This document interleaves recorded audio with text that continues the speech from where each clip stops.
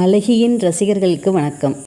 பாருங்கள், இந்த அழகி பண்ணி வச்சுருக்க வேலையை மறுபடியும் இங்கே உள்ள மேட்லேயே உச்சா போயிருக்கா. இவளை என்ன தான் பண்ணலாம்? நான் சொல்கிற இந்த விஷயத்தை எத்தனை பேர் நம்புவீங்க அப்படிங்கிறது எனக்கு தெரியல. ஆனால் சொல்கிறேன் பாருங்கள். நவம்பர் 6 அன்னைக்கு அழகிக்கு சர்ஜரி. காலையில் 9 o'clock நாங்கள் வீட்டிலேருந்து கிளம்புனோம். அதுக்கப்புறம் பார்த்திங்கன்னா ஒரு 10:30 போல் போய் ரீச் ஆனோம் ஹாஸ்பிட்டல். 12 o'clock அவளுக்கு ஆப்ரேஷன் ஸ்டார்ட் பண்ணி 2 o'clock ஆப்ரேஷன் சர்ஜரி முடித்தாங்க. அதுக்கப்புறம் நாங்கள் அங்கேருந்து ஒரு 3 o'clock மேலே தான் கிளம்புனோம். கிளம்பி வீட்டுக்கு ஒரு 4:30 to 5 அந்த ரேஞ்சில் ரீச் ஆனோம். என்னோடய ஃப்ரெண்டு என்ன சொல்லியிருந்தாங்க அப்படின்னு சொன்னால், சர்ஜரி முடிஞ்சோடனே அந்த யூரின் போகிற சென்ஸ் அழகிக்கு இருக்காது. அதனால் பழைய துணி, ஏன்னா காரில் ட்ராவல் பண்ண போகிறோம் அப்படிங்கிறதுனால பழைய கிளாத் அந்த மாதிரி எடுத்துக்கோ, இல்லாட்டி டயப்பர் வாங்கிக்கோ அப்படின்னு சொல்லியிருந்தா. நான் பழைய கிளாத்தும் எடுத்துகிட்டு போயிருந்தேன், டைப்பர் வாங்கி எடுத்துகிட்டு போயிருந்தேன். ஆனால் அவளுக்கு சர்ஜரி முடிஞ்சு எனக்கு அதில் போட்டு விடுறதுக்கெலாம் எனக்கு மனசே வரலை. அவள் அப்படியே மயக்கத்தில் இருக்கும்போது எனக்கு அதை எப்படி போடுறது என்னங்கிறதெல்லாம் எனக்கு தோணவே இல்லை. அதனால் நான் போடவே இல்லை. சர்ஜரி முடிஞ்சு கொண்டுட்டு அழகிய கொண்டு போட்டிருந்தாங்க. அப்போ அந்த கொஞ்ச நேரத்துலேயே பார்த்திங்கன்னா அவள் யூரின் போக ஆரம்பிச்சிட்டா. அப்புறம் நான் பழைய கிளாத்தே போட்டுட்டேன். அப்புறம் எப்போது காரில் வரும்போதும் சரி, அவள் எப்போ வேணாலும் திருப்பி போவாளோ என்னமோ அப்படின்னு சொல்லிட்டு அந்த கிளாத் போட்டு தான் எடுத்துகிட்டு வந்தேன். ஆனால் அவள் காரில் வரும்போதெல்லாம் யூரின் போகவே இல்லை. அதுக்கப்புறம் வீட்டுக்கு வந்தும் போகவே இல்லை. ஆனால் நான் அதுக்கான ஒரு மாதிரி பெட்லலாம் துணி போட்டு தான் வச்சுருந்தேன். ஆக்சுவலாக என்ன நடந்துச்சுன்னு பார்த்திங்கன்னா, 5:30க்கு மேலே தான் அவளுக்கு மயக்கம் தெளிய ஆரம்பிச்சிது. மயக்கம் தெளிஞ்சதுக்கப்புறம் எந்திரிச்சு ஒரு 2 ஸ்டெப்பு 2 அடி எடுத்து வைப்பா. அப்புறம் பார்த்திங்கன்னா தொப்புன்னு விழுந்துருவாள்.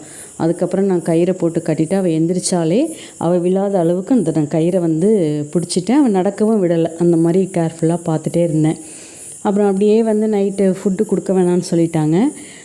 லிக்விட் மட்டும்தான் அவளே எடுத்துட்டா. கொஞ்சமாக தான் அவள் எடுத்துப்பான்னு சொன்னாங்க. அதே மாதிரி தான் பால் கொஞ்சம் கொஞ்சமாக 2 தடவை குடித்தா, தண்ணி கொஞ்சம் குடித்தா.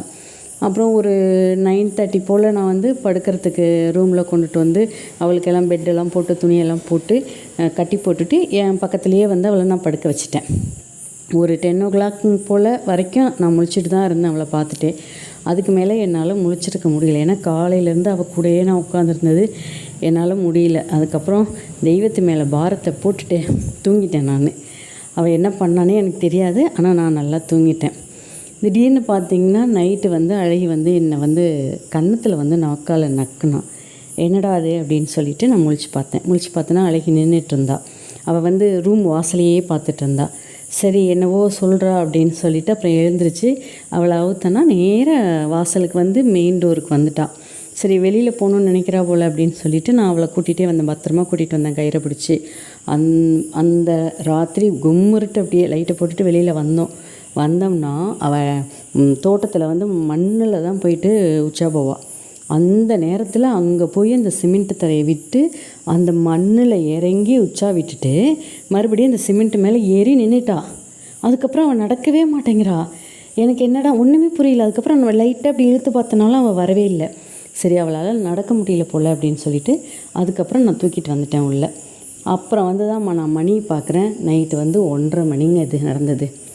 அதுக்கப்புறம் அவளும் தூங்கலை, நானும் தூங்கவே இல்லை. அதுக்கப்புறம் அப்படியே 2 பேரும் அவள் அப்படியே எந்திரிக்கிறது, அப்புறம் அவளுக்கு தடவி கொடுக்கறது, அவகிட்ட பேசிட்டு அப்படியே ஒரு 3:45 வரைக்கும் அந்த மாதிரி போச்சு. அப்புறம் அதே மாதிரி 3:45 ஒரு தடவை அவள் எந்திரிச்சு அந்த கதவுக்கிட்ட போகணுங்கிற அந்த இன்டென்ஷனில் இருந்தாள். அப்புறம் மறுபடியும் ஒரு தடவை நான் வெளியில் கூட்டிகிட்டு தோட்டத்துக்கு கூட்டிகிட்டு போகல, வீட்டுக்கு மெயின் வாசலுக்கு வெளியில் கூட்டிகிட்டு அப்புறம் பழைய மேட் ஒன்று எடுத்து போட்டு அதில் யூரின் போக வச்சுட்டு அதுக்கப்புறம் நான் உள்ளே தூக்கிட்டு வந்துட்டேன். பாருங்களேன், அவ்வளோ அந்த ஒரு மயக்கம் சரியாகாமல் அவளை முடியாமல் இருந்தப்பெல்லாம் வெளியில் உச்சா போகணுன்னு நினச்சி அந்த வேலையை பண்ணினவ இந்த மழை பெஞ்சால் மட்டும் அவளுக்கு என்ன தான் ஆகுனே தெரியலங்க. இந்த மாதிரி தான் பண்ணுறாள். அதுவும் வீட்டுக்குள்ளெல்லாம் கீழெல்லாம் போக மாட்டாள். கரெக்டாக அந்த மாடியில் ரெஸ்ட் ரூமுக்கு முன்னாடி அந்த மேட்டு கிடக்கும் போட்டிருப்போம் இல்லைங்களா, கரெக்டாக அந்த மேட்டில் அந்த வேலையை பார்த்துட்டு போகிறாள். ஆனால் அவள் எத்தனை தடவை இந்த மாதிரி பண்ணாலும் அவன் மேலே கோவப்படவே முடியலைங்க. அது ஏனோ எனக்கு தெரியல. அதை எப்படி மாற்றுறது அப்படிங்கிறதும் எனக்கு தெரியல. ஆனால் அவள் இந்த மாதிரி உச்சா விட்டு போகும்போதெல்லாம் எனக்கு நவம்பர் 6 அன்னைக்கு நைட்டு நடந்த அந்த விஷயந்தான் என் கண்ணு முன்னாடி நின்றுட்டே இருக்குது. அந்த விஷயம் என் கண்ணு முன்னாடி வந்துச்சு அப்படின்னாவே அழகி மேலே என்னால் கோவப்படவே முடியல. அது என்னமோ அவளை நினச்சி பெருமைப்படுறதா இல்லை மகிழ்ச்சி அடையிறதா அப்படின்னே தெரியல.